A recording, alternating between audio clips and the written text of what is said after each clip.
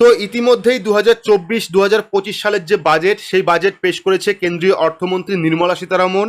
আর এই ভিডিও থেকে আমরা দেখে নেব আজকের এই বাজেটে সাধারণ মানুষের জন্য কি কি ছিল, কোন কোন জিনিসের দাম কমলো, কোন কোন জিনিসের দাম বাড়লো, পিএম কিষাণ অর্থাৎ প্রধানমন্ত্রী কৃষক সম্মান নিধি প্রকল্পের টাকা বাড়ানো হলো কিনা, বা কৃষকদের জন্য কি সুখবর রয়েছে, আবাস যোজনা প্রকল্পে কি সুখবর রয়েছে অর্থাৎ প্রধানমন্ত্রী আবাস যোজনা গ্রামীণ প্রকল্পে আবারও বাড়ি দেওয়া হবে, এই সুখবর কিন্তু রয়েছে।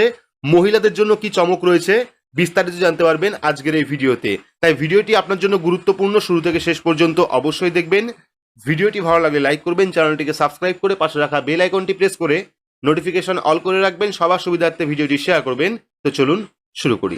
তো এখানে আপনারা দেখতে পাচ্ছেন টানা সপ্তমবারের জন্য আজ সংসদে কেন্দ্রীয় বাজেট পেশ করেছেন অর্থমন্ত্রী নির্মলা সীতারামন। স্বাধীন ভারতে প্রথম অর্থমন্ত্রী হিসাবে লাগাতার সপ্তমবারের জন্য বাজেট পেশ করেছেন নির্মলা সীতারামন।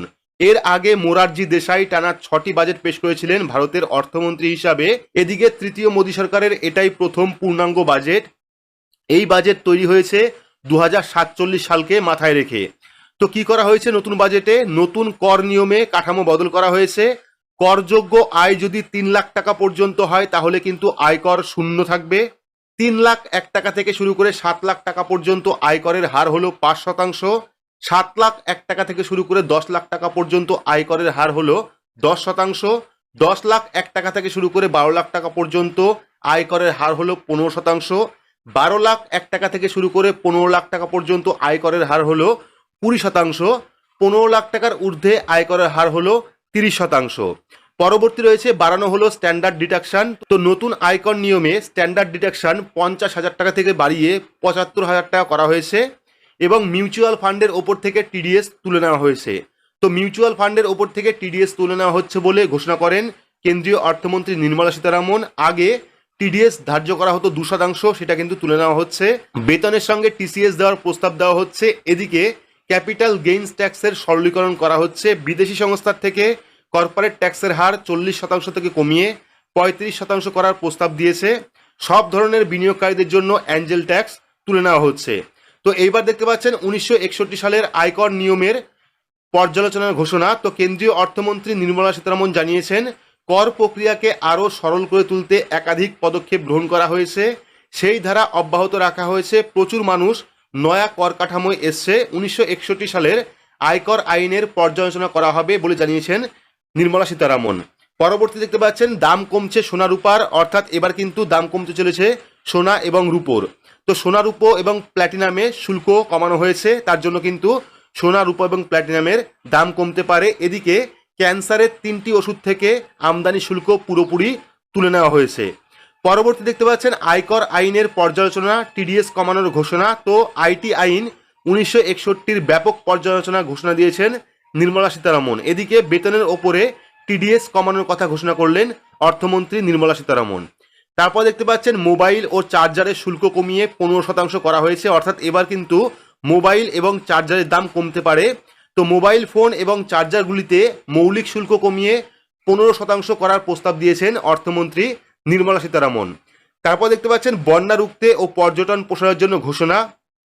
তো বন্যা রুখতে বিহার, হিমাচল, অসম, উত্তরাখণ্ড, সিকিমকে বিশেষ সাহায্য দেওয়ার ঘোষণা করেছেন অর্থমন্ত্রী নির্মলা সীতারামন। এদিকে পর্যটনের ওপর বিশেষ নজর।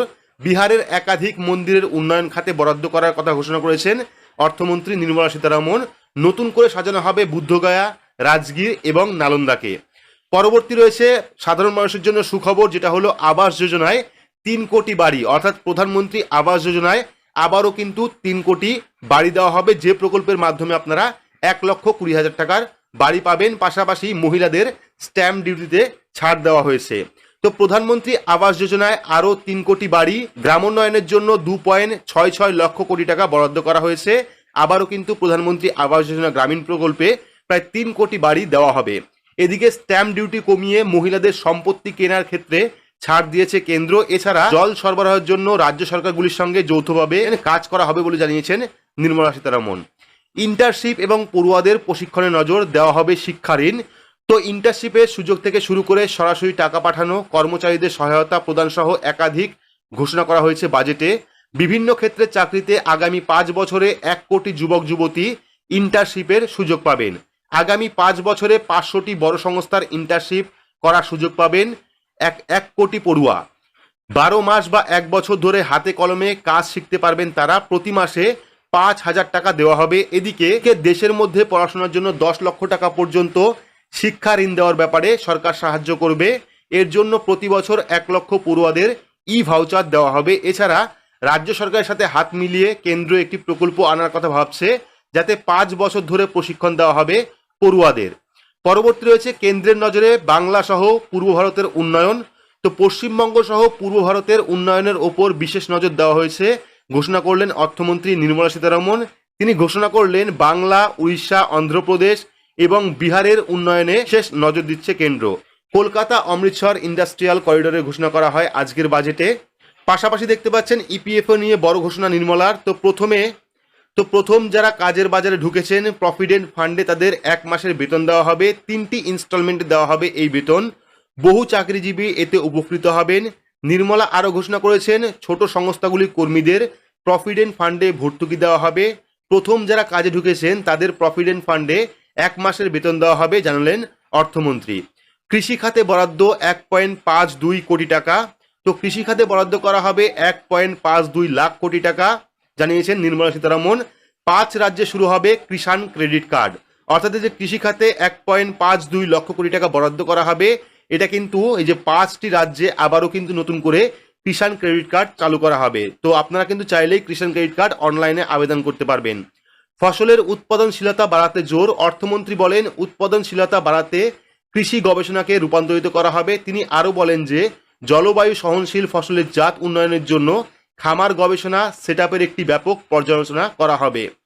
পরবর্তী দেখতে পাচ্ছেন 9টি ইস্যুর ওপর ফোকাস। তো অর্থমন্ত্রী নির্মলা সীতারমণ কৃষিতে উৎপাদনশীলতা, কর্মসংস্থান এবং দক্ষতা, অন্তর্ভুক্তিমূলক এইচআরডি এবং সামাজিক ন্যায় বিচার, উৎপাদন এবং সার্ভিস, নগর উন্নয়ন, জ্বালানি নিরাপত্তা, পরিকাঠামো, উদ্ভাবন ও রিসার্চ, পরবর্তী প্রজন্মের সংস্কার, এই 9টি ইস্যুর ওপর ফোকাস করা হবে এবারের বাজেটে। শিক্ষা ও কর্মসংস্থানে 1.4 লক্ষ কোটি টাকা বরাদ্দ করা হবে। অর্থমন্ত্রী নির্মলা সীতারমণ জানিয়েছেন দেশবাসী আবার নরেন্দ্র মোদীর নেতৃত্বকে ভরসা রেখেছেন, তার জন্য আমরা দেশের প্রতি কৃতজ্ঞ।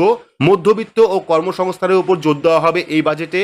শিক্ষা খাতে 1.4 লক্ষ কোটি টাকা বরাদ্দ করা হয়েছে শিক্ষা, প্রশিক্ষণ, কর্মসংস্থানের জন্য। এর ফলে সারা দেশে উন্নয়ন পৌঁছে যাবে। তো আশা করি বুঝতেই পারলেন এবারে বাজেটে কিন্তু অনেক কিছুই ঘোষণা করা হয়েছে। তার মধ্যে কৃষকদের যে কিষাণ ক্রেডিট কার্ড সেটা আবারও দেওয়া হবে। তবে পিএম কিষাণ প্রকল্পে যে টাকা বাড়ানোর কথা ছিল সেটা কিন্তু বাড়ছে না, অর্থাৎ পিএম কিষাণ প্রকল্পের টাকা বাড়ানো হচ্ছে না। তবে প্রত্যেক কৃষককে কিষাণ ক্রেডিট কার্ড দেওয়া হবে। পাশাপাশি আবাস যোজনায় কিন্তু আবারও 3 কোটি ঘর স্যাংশন করা হবে। তাতে কিন্তু বাংলার মানুষরাও সুখবর পাবেন, বাংলার মানুষরাও কিন্তু এই 1,20,000 টাকার ঘর পাবেন।